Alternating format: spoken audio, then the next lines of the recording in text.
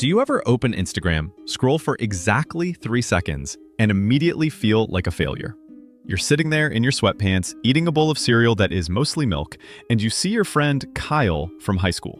Kyle was an idiot. Kyle ate glue in the 3rd grade. But now, Kyle is posting photos from a yacht in Croatia.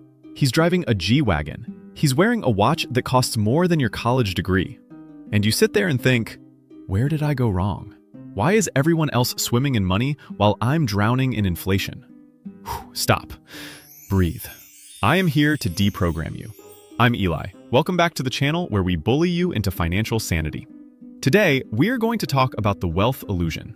We are going to break down why everyone seems richer than you and why 90% of them are actually broke, lying, or one missed paycheck away from total collapse.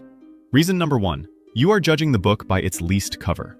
Let's talk about cars again, because it is the #1 way Americans fake success. You see a guy at a red light in a brand new matte black BMW i4. It looks aggressive. It smells like money. You assume this guy is crushing it. You assume he's a CEO. But let's look at the math.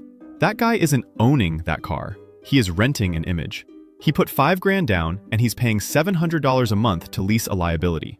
He has nothing to show for it in 3 years except a dent in his ego when he has to give it back.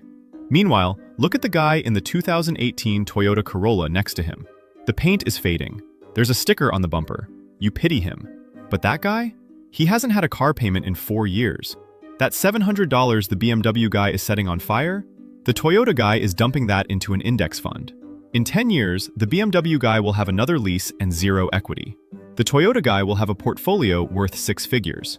One looks rich, the other is getting rich. Don't confuse the two. Reason number 2, spending is loud, saving is silent.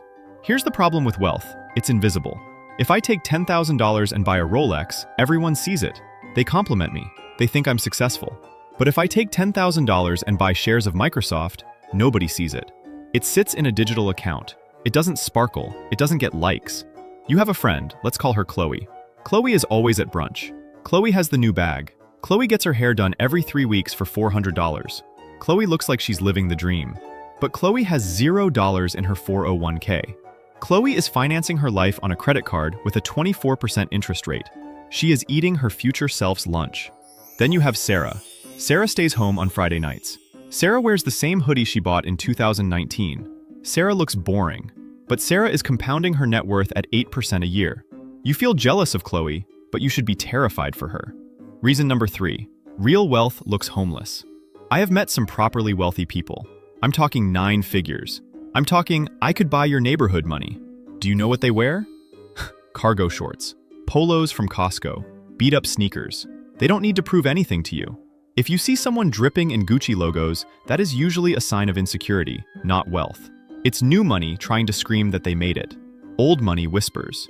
In fact, old money usually shuts up entirely because they don't want to get sued or kidnapped. Reason number 4. Social media is a psyop.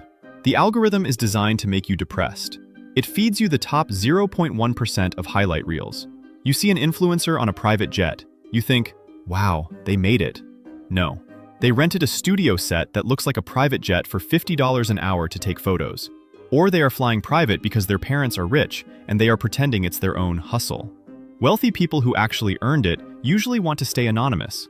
They value privacy. If someone is flashing stacks of cash on TikTok, it's because they are selling a course on how to get rich. And the only way they get rich is by you buying the course.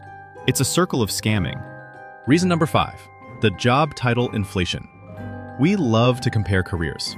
You look at LinkedIn and see your college roommate is now a vice president of strategic vision at some tech startup. You think, I'm just a senior analyst. I'm falling behind. Listen to me. Job titles are fake currency. Startups hand out VP titles instead of raises because printing business cards is cheaper than paying people. A VP at a 3-person company is the same thing as a shift manager at Starbucks. Do not measure your self-worth by a title that some HR department made up to keep you from quitting. Measure it by your skills and your bank account. Are you learning? Are you saving? Then you're winning. Reason number 6, the survivorship bias of gambling. You go on Reddit. You check r/Wall Street bets. You see a guy who turned $5,000 into $2 million betting on some obscure tech stock options. You look at your boring index fund making 7% and you feel like a chump. Why am I working, you think? I should just YOLO my life savings into OTM calls. Here is what you aren't seeing. For every one guy who posts that screenshot of $1 million gain, there are 10,000 guys who lost their entire life savings and are too ashamed to post about it. They are currently staring at a wall, wondering how to tell their wife they lost the house deposit. The internet only shows you the winners. It buries the losers. Don't gamble your future because you saw one lucky lottery ticket winner. Reason number 7, the grass is greener syndrome. You assume that high-income people have perfect lives. You see the investment banker making $400,000 a year at age 26. You think, I wish I had that life. Do you? Really? Do you want to work 100 hours a week? Do you want to answer emails at 3 a.m. on a Sunday? Do you want to age in dog years? High income often comes with a blood tax. They are selling their health and their youth for that paycheck. If you make $80,000 but you clock out at 5 p.m. and have weekends off, you might actually be richer in time than the guy making $400,000 who hasn't seen the sun in 3 weeks. And finally, reason number 8, the trust fund factor. This is the silent killer of your confidence. You see someone your age buying a $2 million house. You do the math. You know what jobs pay. It doesn't add up. How did they save a $400,000 down payment in 3 years? They didn't. Their parents did. Generational wealth is invisible leverage. Some people start the race on third base and act like they hit a triple. They aren't going to tell you, yeah, my grandpa bought this lot in 1970. They're going to say, I just hustled hard and manifested it. Don't compare your chapter 1 to someone else's chapter 10, or someone else's daddy's chapter. You can't control where you start. You can only control your own race. So stop looking at the BMWs. Stop looking at the Instagram vacations. Stop looking at the LinkedIn titles. It's all noise. It's a simulation designed to make you spend money you don't have to impress people you don't like. Focus on your stack. Focus on your freedom. Drive your Toyota until the wheels fall off and laugh all the way to the bank. I'm Eli. Stop buying dumb stuff. I'll see you in the next one.